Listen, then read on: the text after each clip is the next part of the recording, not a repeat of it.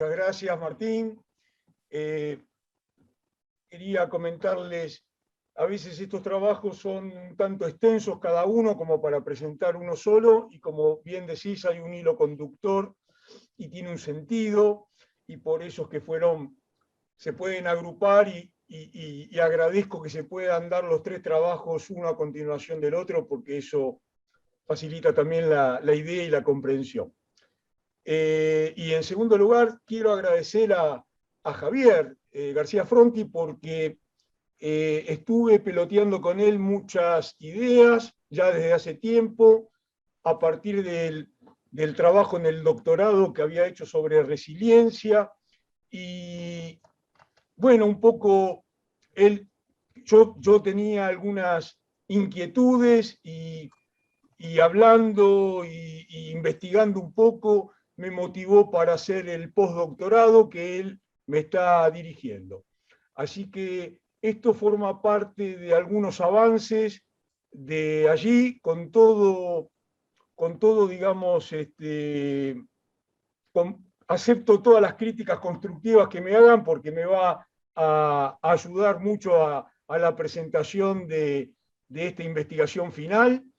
Y bueno, un poco el sentido es incorporar, está la idea de valor económico aquí. Esta idea de valor económico es un poco el centro, el núcleo de las finanzas, que miden y evalúan el valor económico de las organizaciones. Y hay una palabra clave que es la gestión, es decir, las acciones que se llevan adelante, que se ejecutan para alcanzar ese objetivo de valor económico, y esas acciones en el ámbito superior, en el ámbito más elevado, se llaman estrategias. Por eso, el último punto es estrategias de negocios. Esperen que voy a poner para compartir, así. A ver ahí. Un segundito. ¿Están viendo? ¿Se ve, no? Sí. Perfecto. Fíjense, estrategias de negocios en el último punto, pero claro, con la característica de que sean sustentables, no cualquier tipo de estrategia de negocios. Estamos en el 2021. Y pensar cómo en esta formulación, enunciación de la estrategia de negocio sustentable, cómo estos dos factores, la resiliencia por un lado y la ecoeficiencia, se van incorporando a este proceso. Ese es un poco el planteo. Vamos a empezar con la primera parte, la idea de la resiliencia, muy sucintamente, para no repetir, también con respecto a otros trabajos ya presentados anteriormente en jornadas, pero la idea de la resiliencia da la idea de la cooperación, del que hay un problema y que qué soluciones se pueden ir aportando. Ahí tenemos a las hormigas, ¿no? Un trabajo muy cooperativo, donde hay un trabajo en equipo, un trabajo. A veces un líder tiene que conducir, pero el líder siempre tiene, digamos, un equipo atrás. También hay una situación, como se plantea acá, fíjense, en el medio de este desierto hay una esperanza, ¿no? Es un mensaje positivo, un mensaje de tratar de ver que el vaso está por la mitad, pero que está medio lleno, quizás, si se puede. O el de hacer frente a los problemas, a las crisis, o a pensar un poco. También, porque yo veo que esta persona está parando esta roca, pero también veo que tiene una actitud, digamos, no solo, hay una cuestión de fortaleza, pero también hay una cuestión de acá no vas a pasar, o lo voy a pensar. No sé, se me ocurre eso también. En la resiliencia se va dando este proceso, este ciclo, Este ciclo se llama panarquía. Comienza acá, con un crecimiento, uno trata que ese crecimiento se conserve. Imagínense el valor económico, ¿no? La estrategia que se lleva adelante va en crecimiento, va todo bien, y de pronto queremos vivir en este mundo. Y ojalá esto se conservara eternamente en ese punto. Pero sabemos que eso no pasa, porque el contexto es muy dinámico, porque el gusto de los consumidores también se modifica, y porque hay razones, hay imponderables que van provocando crisis, situaciones adversas con las que nos enfrentamos. Entonces eso implica que comienza todo un proceso de confusión, y hacia dónde vamos, ¿no? ¿Qué pensamos? Se generan alternativas, porque se empieza a actuar ante la emergencia. Entonces, es un proceso muy creativo, porque justamente por eso, a ver, a veces decimos, las crisis, qué bueno que hay una crisis porque hay una oportunidad.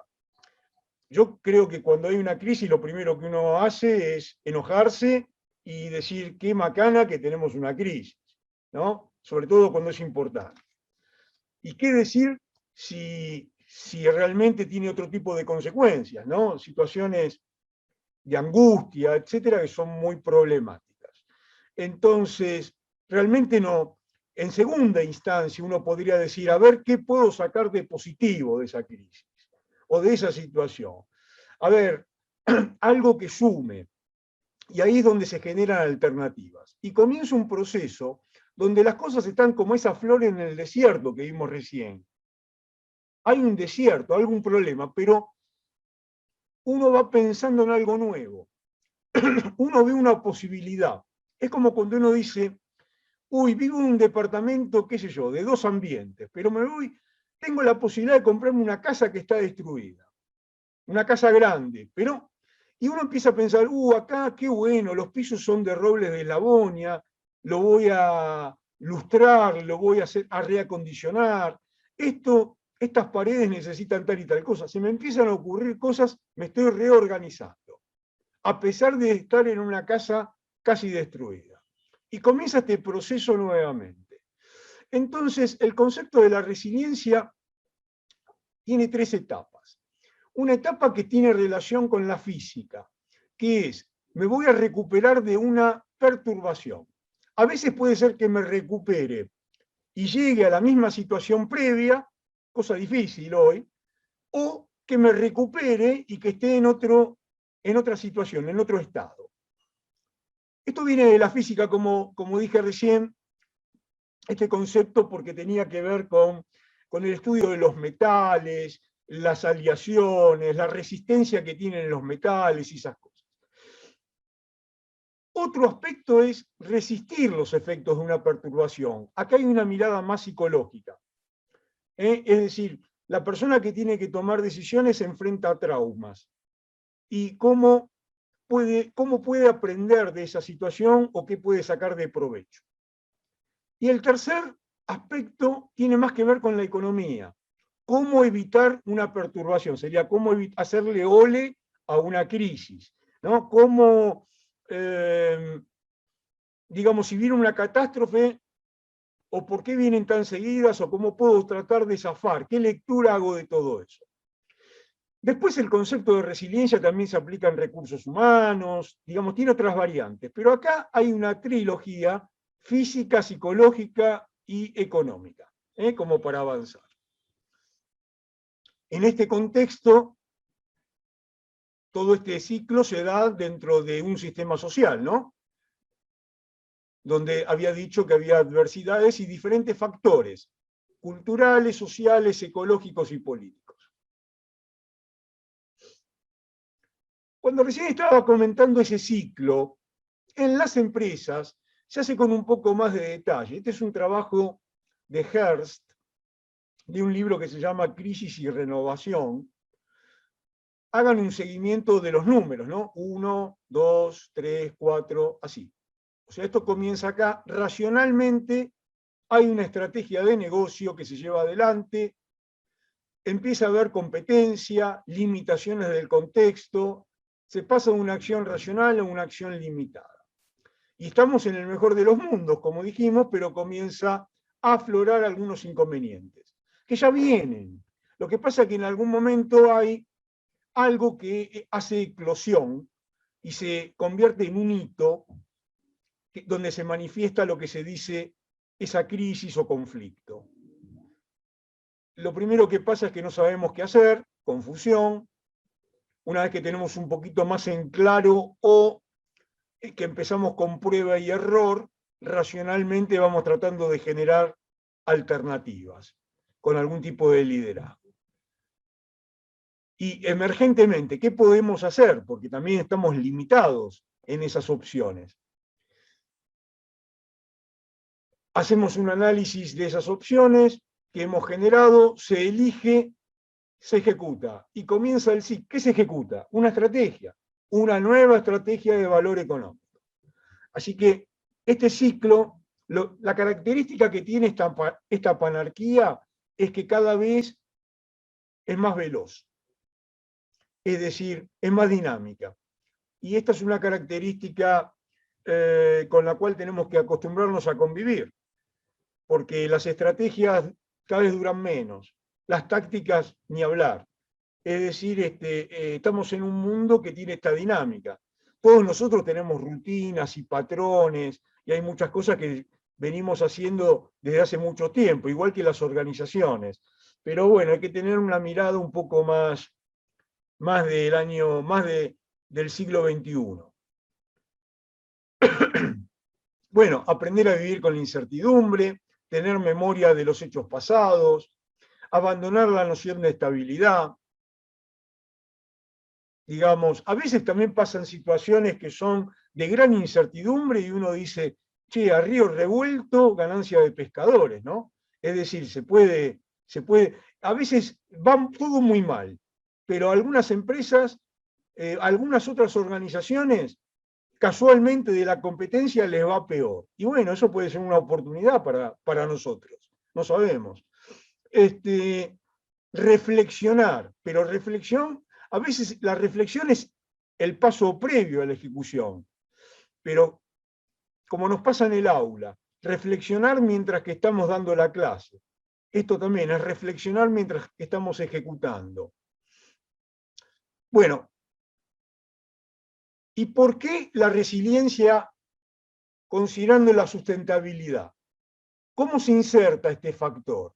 Bueno, por un lado porque hay factores sociales, pero sobre todo acá se presta para lo ambiental también, y el concepto del cambio, el cambio en las regulaciones, el cambio, lo que aporta la economía circular, es decir, situaciones que van mostrando transformaciones, renovaciones, adaptaciones, una evolución en todos estos procesos.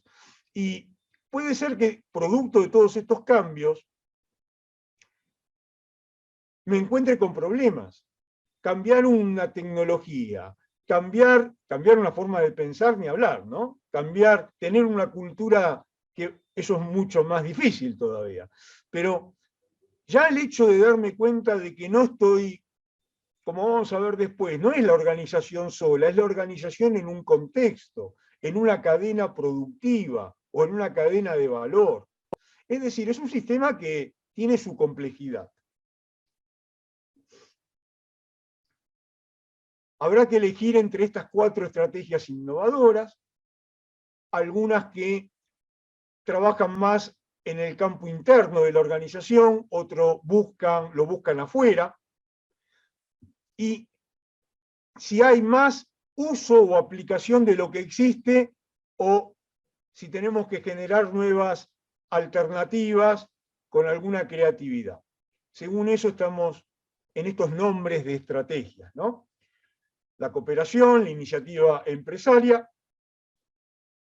la prueba, la exploración, cuando hay algo totalmente nuevo, o quizás nos podamos apoyar en el conocimiento y en la experiencia con la que contamos.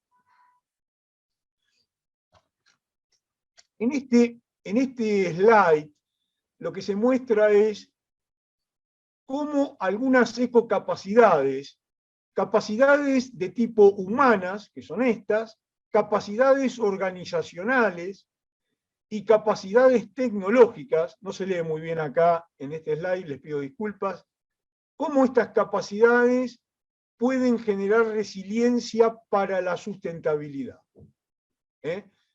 O sea, la tarea que tienen los líderes, la gestión participativa de diferentes stakeholders de la compañía, empleados, staff, proveedores, clientes, etc. Y, por supuesto, las capacidades tecnológicas.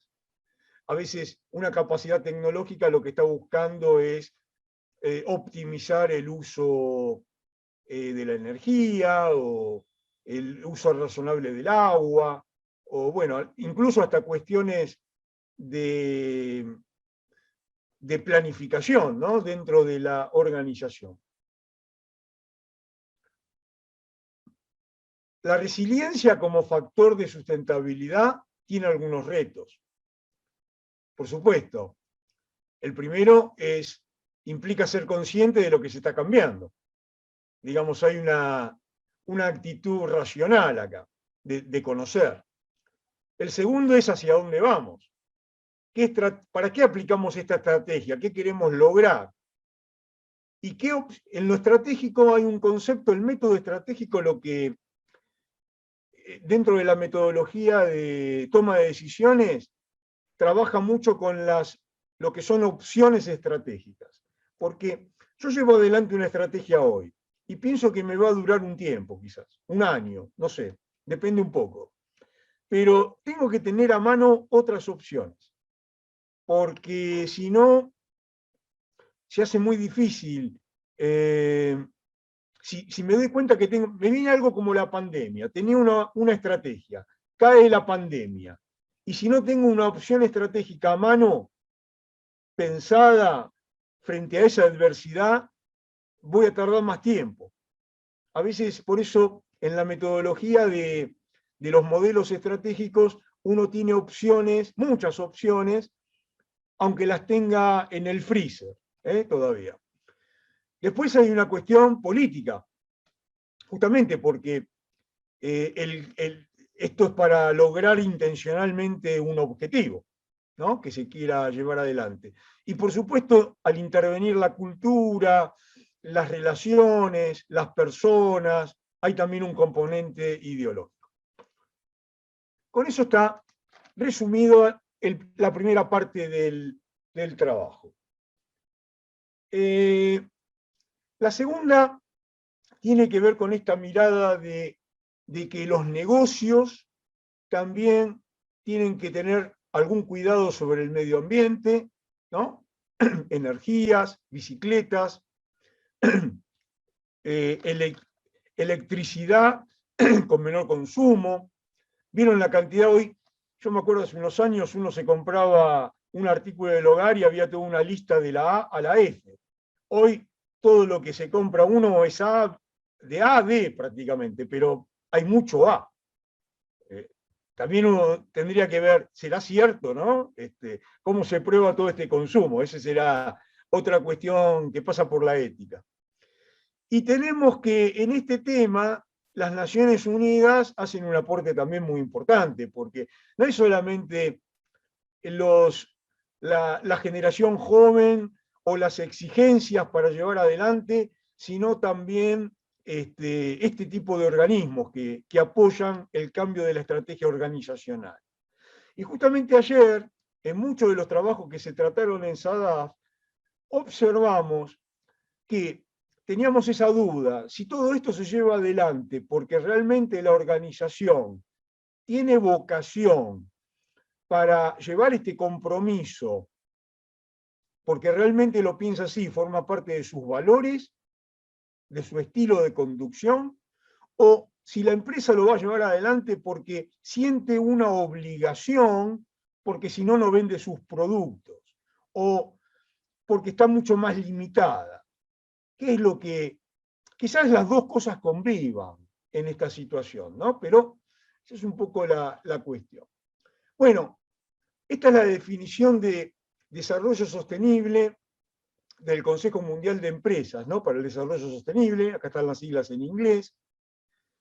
Es suministro de bienes y servicios con precios competitivos que satisfacen las necesidades humanas y dan calidad de vida, al tiempo que reducen progresivamente los impactos ecológicos y la intensidad del uso de los recursos a lo largo de la vida, del ciclo de vida.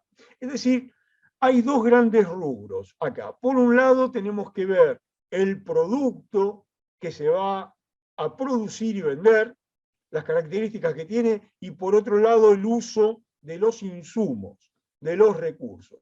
Esas dos características son importantes. Yo en este trabajo no voy a distinguir, si bien hay una distinción tenue, entre sustentabilidad y sostenibilidad. Voy a trabajar como si se tratara, como si fueran sinónimos. ¿Qué es lo que busca esta economía circular o esta situación de ecoeficiencia, como llamamos hoy a esta característica de los nuevos procesos de producción? Por un lado, la mejora continua, el ahorro de recursos y de energía, minimizar la generación de residuos. Siempre cualquier acción que llevemos adelante va a generar tiene en pro, ¿no? Pero también hay situaciones de contra. Entonces, un poco desde la rentabilidad social, medir el efecto neto, que el saldo sea positivo. Es decir, si tiene un costo, ¿cómo da el saldo de toda esta situación? Por eso siempre hablamos de medida de razonabilidad. Las buenas prácticas de las instituciones y a ir generando una cultura en ese sentido. ¿Está? Bueno, si implementamos todo esto, es posible que podamos lograr gran parte de todas estas finalidades que son las que mencioné recién.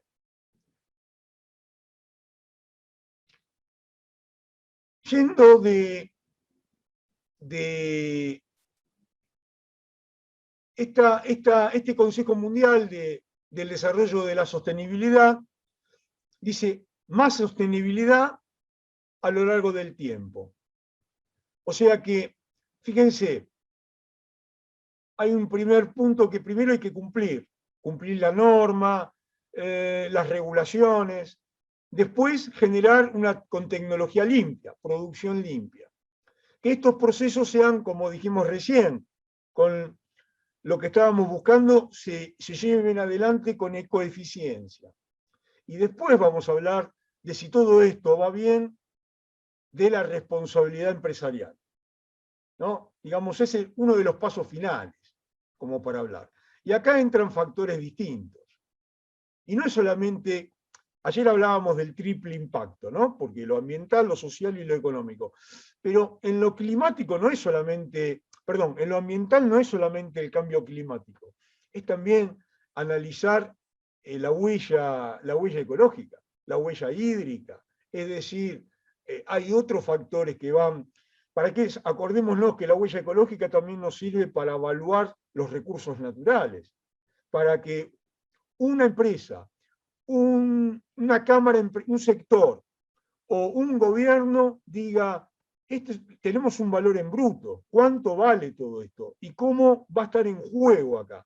Me acuerdo ayer Jorge decía, Jorge Basualdo, estaba hablando de los 17 millones de onzas en oro que se estima que hay. Bueno, ese es el punto. En vaca muerta hay tanta cantidad de... Eso es la puesta en valor. Bueno, y tenemos que hacer la cuenta de cuánto vale ecológicamente eso, qué pasivo genera, qué situaciones. Así que bueno, esa es un poco la cuestión. Se supone que hay algunos factores que van determinando si la ecoeficiencia tiene éxito.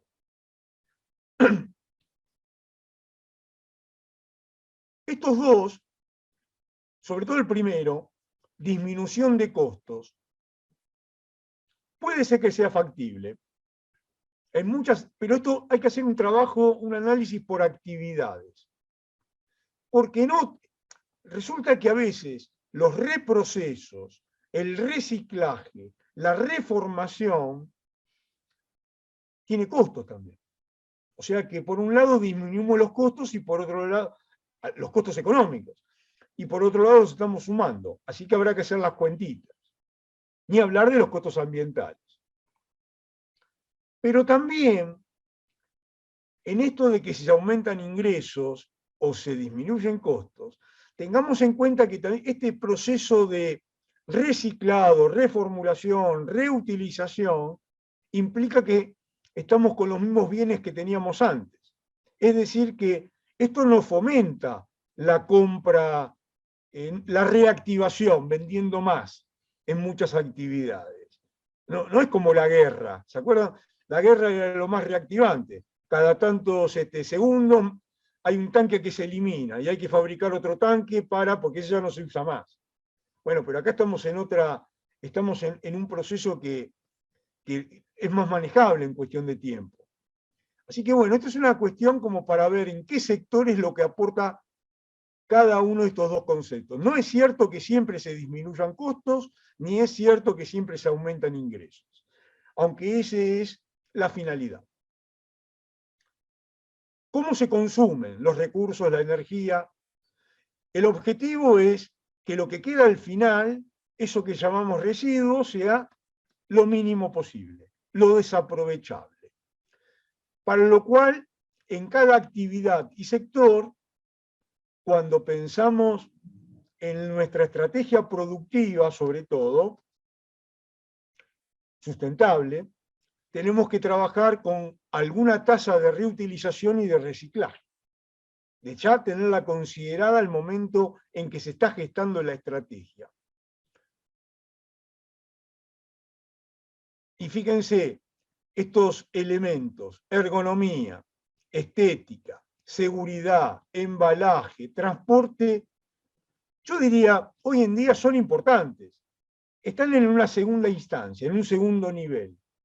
Pero la logística inversa, ¿no? ¿Dónde van los desechos? El embalaje, para ver si se puede reutilizar.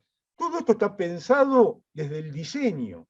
El tipo que diseña este tipo, todavía no hizo el producto, pero ya está pensando desde un punto de vista ecoeficiente, para llevar esto adelante. Este es un gráfico, acá dice, bueno, este es de la Fundación, no tengo acá el nombre y no me acuerdo. Bueno, ven que tiene 3 principios, 1, 2 y 3. El principio número 1 es el que tiene que ver con preservar el capital natural, es decir, la naturaleza, restaurar, usar la menor cantidad, tomar en cuenta que hay recursos que son renovables y otros que no lo son, y que la tasa de renovación es de tanto. Este es el punto número 1. Analizando este punto número 1, para el punto número 2, que es el punto de los ciclos, vemos que hay un ciclo que es el flujo de fondos de los renovables, en verde. Podríamos estar pensando en la agricultura, la ganadería. Y ciclos en azul, que son los industriales, donde hay reciclado, digamos, hay todo un manejo de la gestión del stock acá, ¿no? Muy importante, que cambia nuestra estrategia, como dije antes, de producción. Y estos ciclos, bueno, fíjense, a medida que se va avanzando en la etapa, son valorados por el usuario o por el consumidor, y tienen este ciclo donde vuelve de nuevo a gestarse circularmente, porque esta es la relación, es una relación que empieza y termina y continúa, ¿no? A diferencia de la economía lineal, que era la que teníamos hace 20 años atrás. Que todavía en algunos casos tenemos.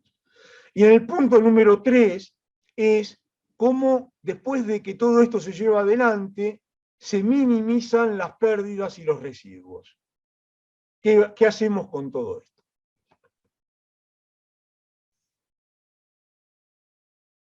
Estrategias ecoeficientes de la empresa. ¿Dónde están orientadas? Dije recién. En primer lugar, desde el ecodiseño. Fíjense las diferentes, esto está desarrollado en el trabajo, por eso decía que es un tanto largo, reutilización, desmontaje, estandarización, identificar materiales, diseñar productos de reutilización. Es decir, es tarea técnica, pero es realmente fundamental.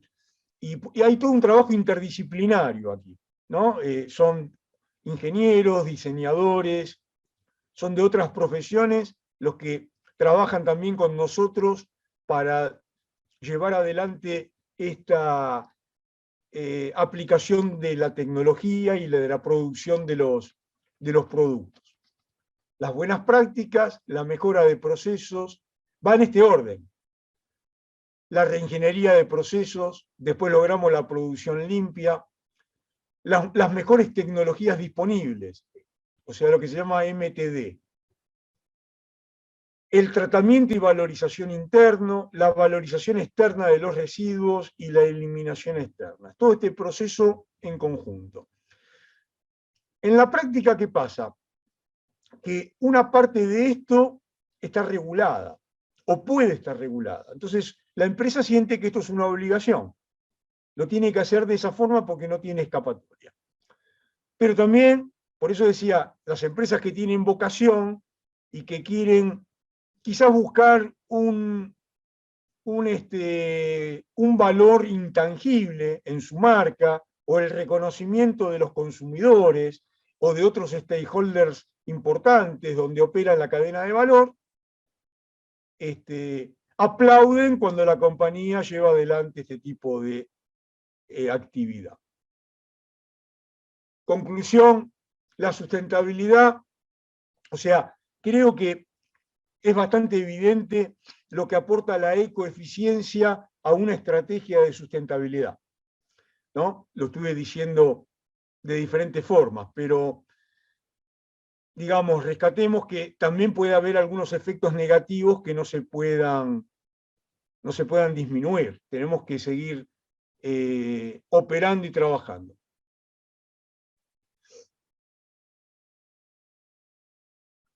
Esto opera, no es la empresa sola, sino que la empresa opera en una cadena de valor. Incluso, creo que está mencionado, ahora viene, hay unos trabajos de Michael Porter y de Kramer, todos conocen a Michael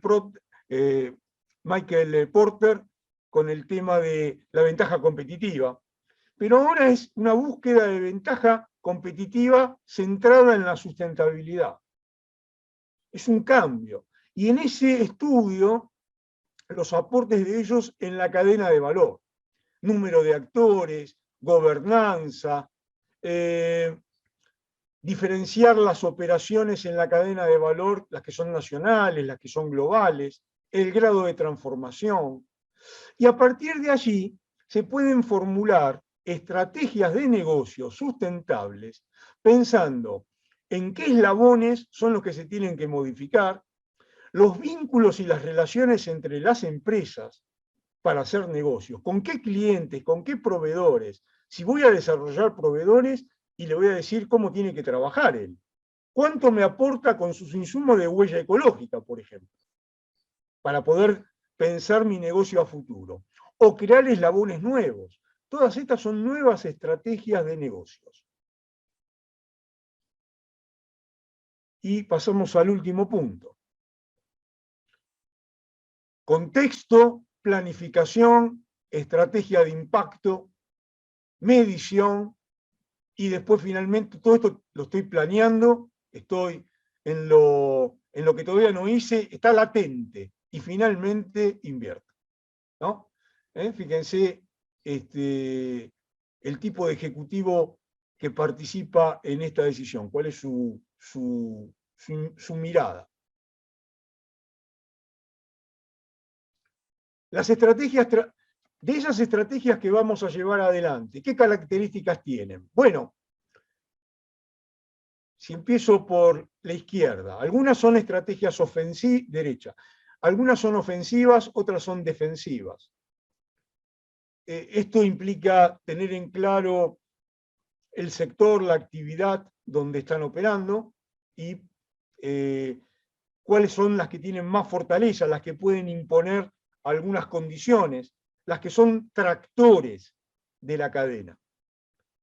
Segundo, si esa cadena de valor se da de manera horizontal, vertical, mixta, y en función de eso, nuestras estrategias pueden ser, como decía Porter, genéricas, pueden ser buscar la diferenciación o trabajar con el enfoque. También se pueden tratar de estrategias equivocadas, ¿no? Que van al fracaso, digamos. Podría haber algo de todo eso, ¿eh? Por eso vamos a tener que usar todo el material que nos estuvieron explicando de riesgos, Javier, Gastón y todos otros más que estuvimos viendo ayer, con la mejor tecnología y modelos econométricos para ver, a ver, cada una de esas estrategias cuánto puede valer, hipotéticamente.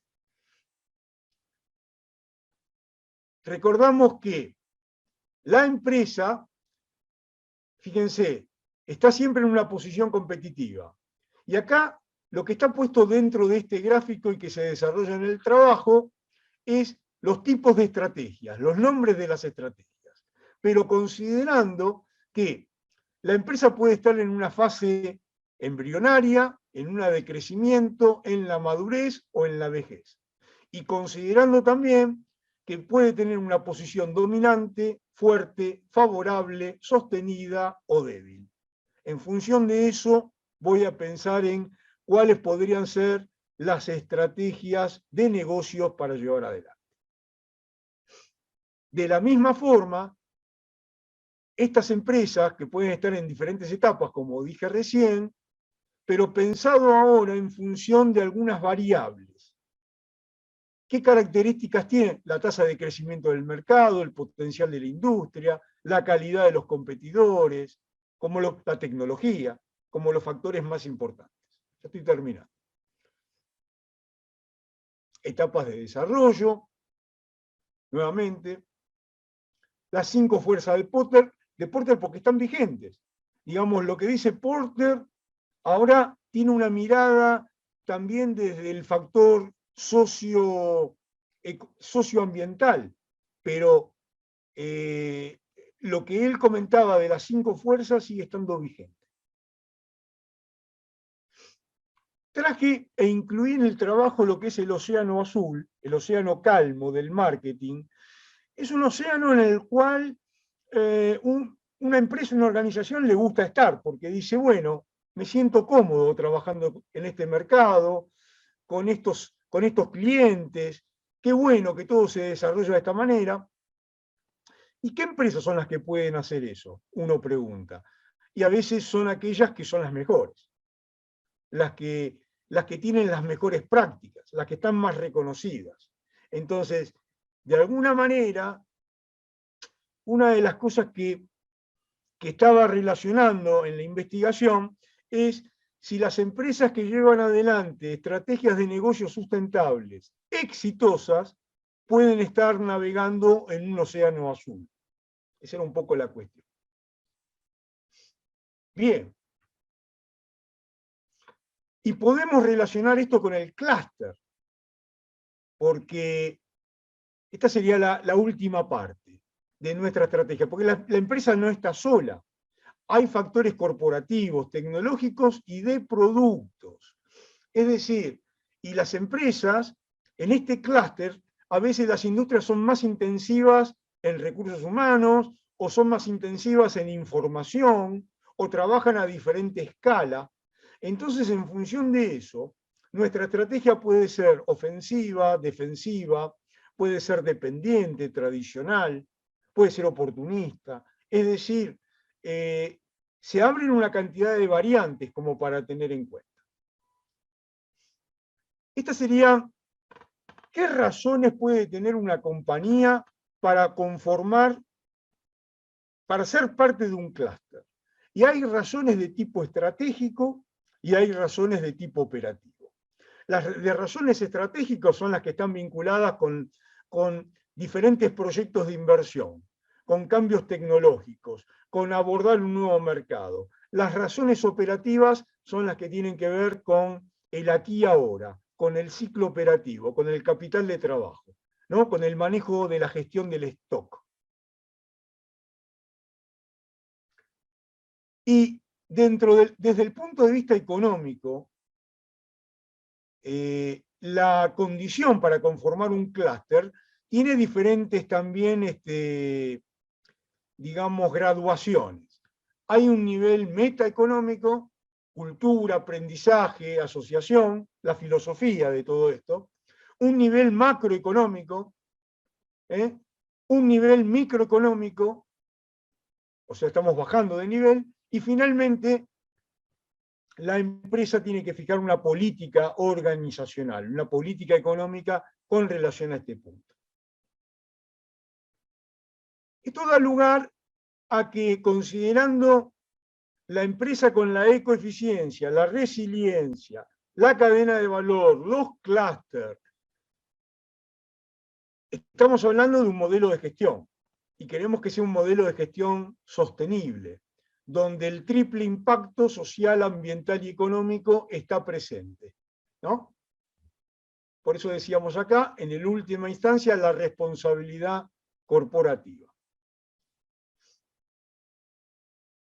Bueno, esto en función del tiempo lo dejo, después va a quedar disponible y lo van a poder leer con un poco más de detalles. Tan solo decir que hay una innovación de producto y otra que tiene que ver con el proceso de producción, como para tomar en cuenta.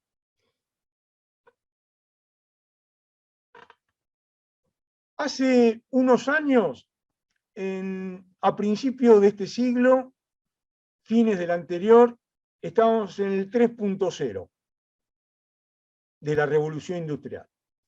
Rápidamente pasamos al 4.0, con todas las técnicas nuevas que ya se vienen, que fueron tecnologías emergentes, pero que ya están asentadas hoy en día. El machine learning, el big data. Hoy estamos hablando del 5.0, que incipientemente está alargando. Fíjense, del 2.0 al 3.0 pasaron siglos. Del 3.0 al 4.0 apenas unos años. Y esto estamos hablando de poquito. 5.0 tiene que ver con el trabajo colaborativo, ¿no? De lo que puede aportar la tecnología y la automatización. Ahora la cosa también es pensar, ¿le podemos dar a estos aspectos una mirada de sustentabilidad? Una mirada de algo que la organización siga siendo viable? Porque el trabajo es colaborativo, vamos a usar robots, pero la gente va a decir, uy, ¿cómo es qué dotación tenés de recursos? Mirá, tengo 5 empleados y 10 robots, uno diría, por ejemplo. Ok, puede ser que sea así, pero la cosa es, esto no es para matar el trabajo, o sí, o qué es lo que va a cambiar. Entonces hay toda una mirada o habrá que enfocarlo también para ver si ese cambio realmente genera sustentabilidad. Es decir, que nuestro modelo de negocios, porque es un modelo de negocios, también busca desde lo económico ser viable. Tiene que ver con todo lo que estuvimos hablando, con los factores de la eficiencia, con la escalabilidad, con la autosuficiencia, con los cambios. Es decir, es un elemento, es lo que hace que este modelo sea apoyado fundamentalmente, ¿no? Apoyado por los stakeholders. ¿Por qué qué razones apoyan, digamos, adoptar un modelo de este tipo? En muchos casos hay factores como la calidad y la seguridad, factores técnicos. El ahorro, habría que hacer las cuentitas de cuánta plata me cuesta la tecnología y qué beneficios después me va a traer. Después hay razones comerciales, mercado, imagen, ética y responsabilidad social, quiénes me van a financiar el negocio y qué nuevas oportunidades de negocio tengo. Así que estos son, digamos, las principales motivaciones. Esto es lo que yo decía de Porter y Kramer, el aporte que tienen en un paper que presentaron hace pocos años en el MIT, de ya cómo la cultura organizacional está atravesada por la sustentabilidad a nivel ambiental y social, ¿no? Y la importancia que tiene un ambiente democrático y participativo para que fluyan las ideas, la colaboración, el compromiso. Estamos en esa sintonía ahora. Y quizás esto pueda ir modificando también nuestro modelo de toma de decisiones. No solamente pensando en los resultados, sino también en los efectos, ¿no? A veces usamos la palabra como sinónimo, pero bueno, hay efectos económicos, ambientales y sociales, un poco como para tenerlo en cuenta. Conclusiones. La sustentabilidad conecta el ambiente con el desarrollo. Y si bien sabemos que estamos en un mundo inestable, quizás podemos lograr una inestabilidad en equilibrio. Nos vamos acostumbrando a esa situación. Segundo lugar, lo que estamos viendo es cómo se pueden construir modelos organizacionales de negocios viables, que no es poca cosa. Pensemos hoy, después de la pandemia, qué es lo que va a quedar, las importantes decisiones estratégicas que se van a gestar en este año, el año que viene y el siguiente, dónde se van a ubicar las compañías, dónde va a operar la cadena de valor. Hay cuestiones geopolíticas también de por medio. De todo lo que dije de la parte de la ecoeficiencia para seguir funcionando, creo que es un punto clave.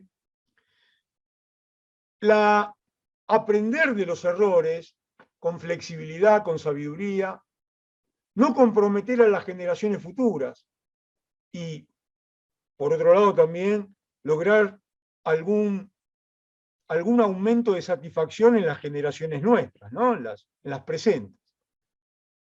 El concepto de solidaridad y de conservar el valor económico, pero en el largo plazo.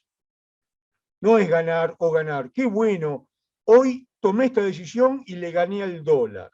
O la cripto me subió tanto. No, estoy hablando en el largo plazo. Vivir más tranquilo, tener otra mirada, más Warren Buffett, más fundamental, más de visión de largo plazo, pero con este condimento de cosas. Eso es todo.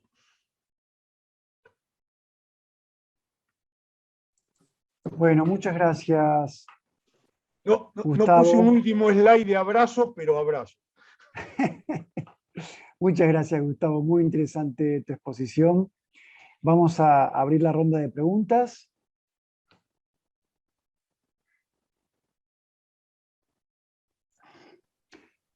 César. Sí, bueno, por favor. Buenas tardes. Bueno, Gustavo, muchas gracias. Muy, muy interesante no solo tu trabajo, sino el esfuerzo en el que estás embarcado. Me parece muy, muy pertinente para el momento actual en la Argentina y en el mundo. En todo esto que estás planteando, hay un aspecto que me parece clave, que lo está mencionado en tu título, que es la resiliencia, particularmente frente a la crisis. Para vos, ¿la resiliencia es algo que hay que aprender? ¿Hay que entender?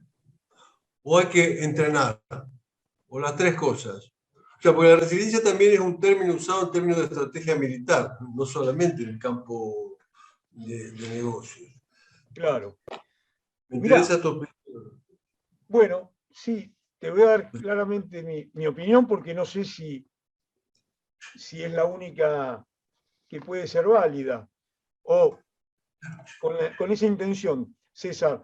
Yo creo que la resiliencia viene con un concepto de algo que se va aprendiendo, que no es innata, pero que uno va aprendiendo, cuando va aprendiendo toma buenos ejemplos y malos ejemplos. Lo que pasa que empieza a aprender también, es como un aprendizaje de segunda categoría o de tercera categoría, donde además de aprender de la experiencia, aprende criterios.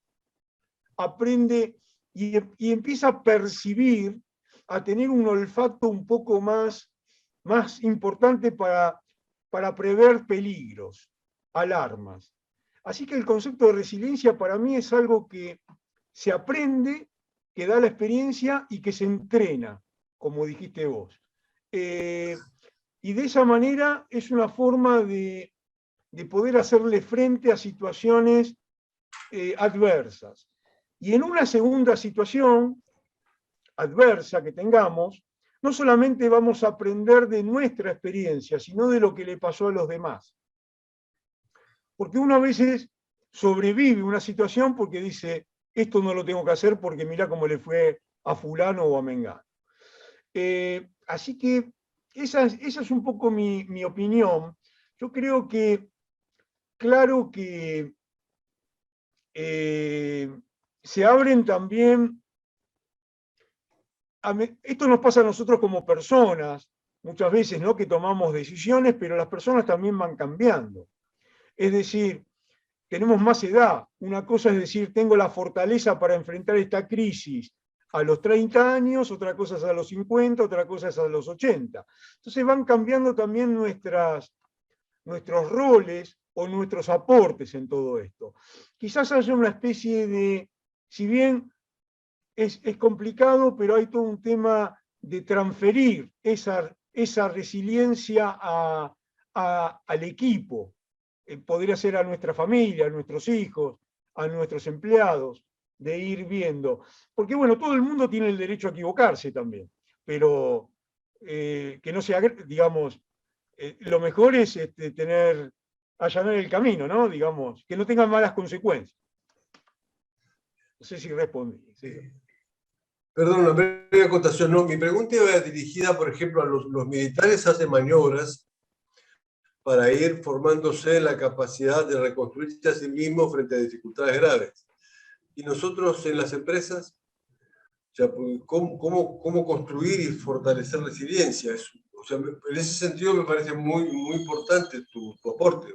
Varias cosas. Claro, sí, coincido totalmente. En las empresas, hay muchos conceptos que se emplean en las organizaciones que provienen del campo militar.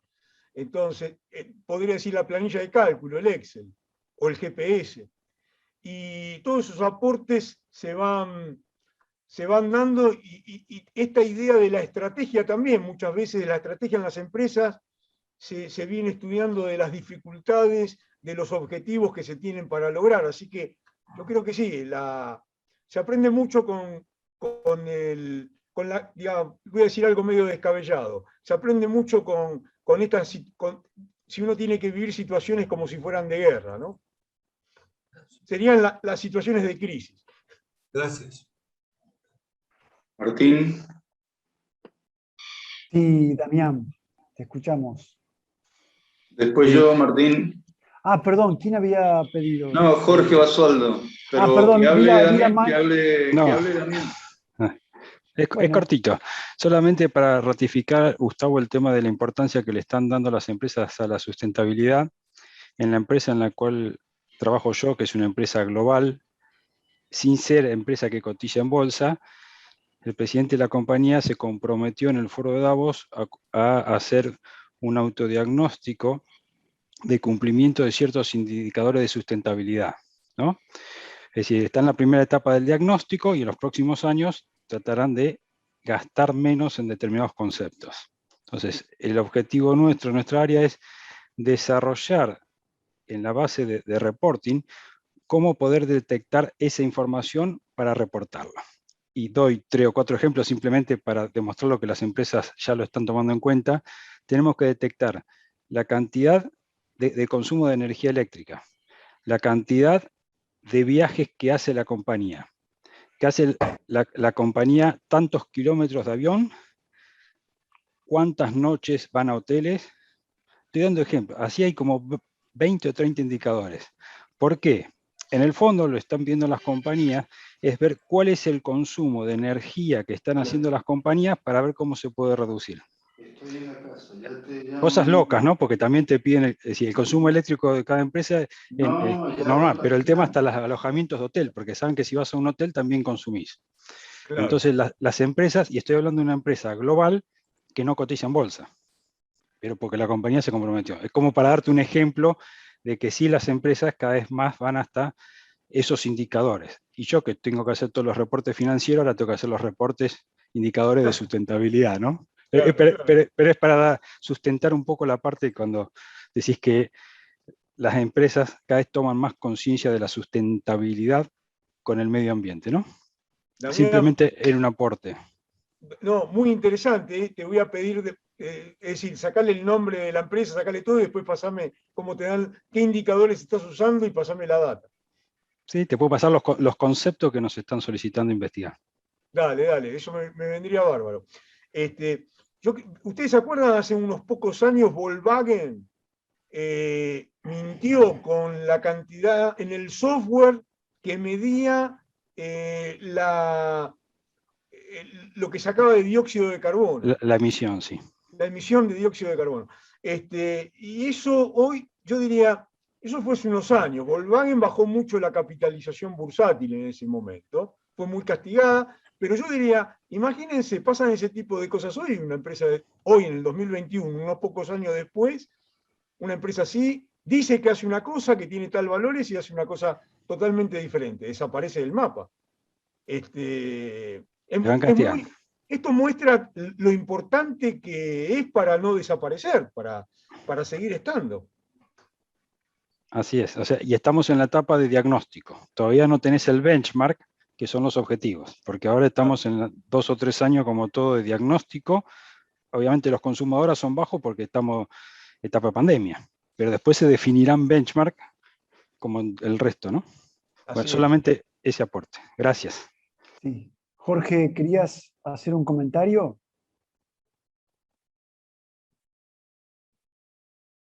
Está muteado, Jorge. Está muteado, Jorge, perdón. Que hablé por teléfono. Gracias, Martín. Te felicito, Gustavo, por el trabajo. Creo que no estás adelantado, digamos, pero es el pensar. Yo creo que dentro de poco va a ser obligatorio estar hablando de esto, así en conjunto, no solamente hablar de lo económico, como se decía ayer. Así que, bueno, muy lindo, muy interesante lo que he escuchado y cómo lo estás armando en ese trabajo de investigación. Yo entré en el tema por una circunstancia, digamos, porque realmente no le prestaba atención. Y bueno, cuando entras te das cuenta de la importancia que tiene en general. Ahora yo me pregunto, porque yo tengo, y ayer más o menos lo comenté, tengo algunas contradicciones que no son propias.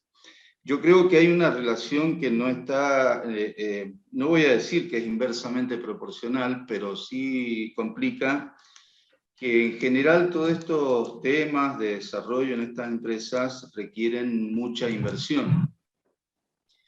Más que las actividades convencionales que ya se vienen haciendo desde hace mucho tiempo. Entonces, hay una relación entre la gran inversión que se requiere para cambiar este sistema, esta metodología, y bueno, me pregunto hasta qué punto las empresas están dispuestas. O sea, siempre va dando vuelta en nosotros el tema económico, o sea, es como que primerea el tema económico respecto a los otros, digamos, porque si no tenés el tema económico que cuadre, ¿dónde va lo otro? Yo ayer comentaba, ahora termino, Gustavo. Yo ayer comentaba el tema de la estrategia de las automotrices respecto a la producción de autos eléctricos, que cada vez va con mayor fuerza acá en Latinoamérica, en Europa, ni hablar. Y comentaba lo de Toyota, que es una de las que van primereando en el tema, digamos, el desarrollo que están teniendo en la producción de autos eléctricos, pero como alguien también comentó ayer, que los japoneses también están pensando mucho más adelante yo ayer comenté que en un artículo que salió en el diario los otros días, el presidente de Toyota comentaba que la producción de autos eléctricos, que genera un gran avance respecto al tema climático, les va a generar, no es que les está generando, les va a generar en el futuro cercano un gran problema en el otro aspecto que trata esto, que es el aspecto social, porque van a perder muchos puestos de trabajo, porque no es lo mismo la producción que ellos vienen teniendo de autos con la producción eléctrica. Aparentemente requiere menos mano de obra. Entonces digo, me gustaría tu opinión respecto a cómo, que es difícil, creo, es difícil, cómo congeniamos todo esto. A ver, te voy a decir, yo creo que hay que encarar estos trabajos por sectores y por actividades. Es difícil de llegar a una conclusión general blanco o negro. Me parece que eso nos estaría mostrando que hay una cuestión que a veces hay que elegir entre lo ambiental, lo social y lo económico por algunos factores, pero que si uno lo plantea esto como un dilema, yo creo que puede ser un error. Sino que hay que tratar de ir tratando de logrando algunas mejoras, en algunos casos y por sectores, de manera progresiva. Es decir, no es que inmediatamente todo esto ya parte de cero, sino que hay un camino para recorrer. Pero es un camino que se comparte, un camino del que se toma conciencia, al cual hay que tratar de llegar. Quiero decir con esto, si vos me decís, tomamos la industria de Toyota y la gente queda sin trabajo, habrá que pensar qué tipo de trabajo nuevo es el que pueden hacer, si es que existe esa posibilidad. Y la formación. Es como, ¿vieron las actividades que hoy no se necesitan conductores para manejar camiones o para manejar taxis? ¿Y qué va a hacer la gente? ¿Dónde va a trabajar? Y por ahí va a trabajar en logística o va a trabajar en otra área que se requiere. Y todo esto con mucho debate y con mucha confrontación, porque evidentemente los gremios de camioneros no se van a quedar cruzados de brazos, que sabemos que son los más fuertes que hay en todas partes del mundo. Entonces, a mí me parece que no es que va a primar una cosa u otra, lo que pasa es que hay situaciones que se van a hacer insostenibles en algún momento, porque tienen procesos propios que avanzan más rápido y uno tiene que tomar cartas en el asunto. Uno deja, por ejemplo, que nosotros tenemos uno de los ríos más contaminados del mundo, que es el Riachuelo. Otro río es el que está en San Paulo, y el otro, que no sé cómo se llama, y otro es el Ganges. Hay gente que se baña en el Ganges, porque cree que purifica. ¿Viste? Es una cuestión cultural. Pero la verdad es que de lo más contaminado que hay. ¿Cómo se llega a esos niveles de contaminación? Y porque llega un momento que ya dice, che, no puedes tirar más nada en el Riachuelo. No puedes hacer más nada porque no da para más. O sea, tenés que empezar a tomar cartas en el asunto. Yo creo que hay situaciones que, si se debaten los temas y se explican, es más fácil llegar a esa solución. Pero habría un trabajo por sector, por actividades, ¿no? Seguramente con las opiniones de las universidades, por ejemplo, con las opiniones de distintas interesados. Seguramente en muchas ONG va a haber muchas resistencias también, pero bueno, es también tomar en cuenta los efectos de rentabilidad social y de rentabilidad ambiental. Y eso los economistas o la gente financiera o algún ingeniero que se dedica a la parte ambiental deberían estar en condiciones de ir mostrando con números estos efectos, como para tener más información. Así que me parece que no es un tema que esté cerrado, lo único que no lo plantearía así de una cosa o la otra, porque son esos debates como industria o campo, cuando sabemos que necesitamos los dos, son de mercado o Estado, y es otro debate falso, qué sé yo. Me parece que ahí tenemos que integrar, ser más inteligentes y ver cómo se va integrando. Porque también una cosa, si tomamos conciencia de lo que queremos, yo soy un consumidor, o soy un financiador, tengo dinero para financiar. En definitiva, con las decisiones que toman los que financian o los que compran los productos, las empresas también tienen que tomar decisiones de cómo quieren hacer las cosas, ¿no? Así que, más allá de las actitudes que el gobierno puede regular o sacar una ley.